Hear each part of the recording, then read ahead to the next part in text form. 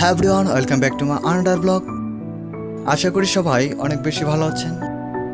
আজ আমি আপনাদের দেখাবো how indigenous people cook and it snails. এই ভিডিওটি যদি কারো ভালো না লাগে অনুগ্রহ করে এড়িয়ে যান। বাজে মন্তব্য থেকে বিরত থাকুন, অন্যের সংস্কৃতিকে সম্মান করুন। প্রথমেই শামুকের পেছনের অংশগুলো সুপারি কাটার শর্তা দিয়ে কেটে নেওয়া হয়।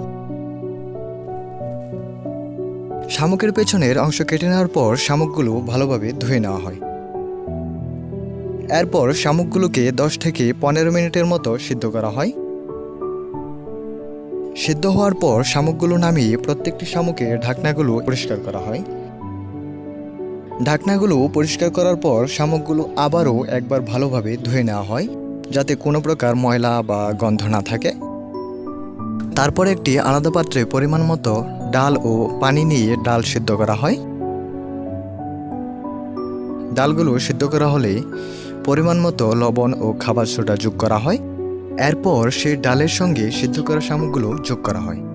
সব উপকরণ ভালোভাবে মিশিয়ে মাঝারি আঁচে কিছুক্ষণ ফুটিয়ে রান্না সম্পন্ন করা হয়। তো এই ছিল আজকের ভিডিওটি কেমন লাগলো অবশ্যই কমেন্ট করে জানাবেন, আর ভালো লাগলে শেয়ার করতে ভুলবেন না।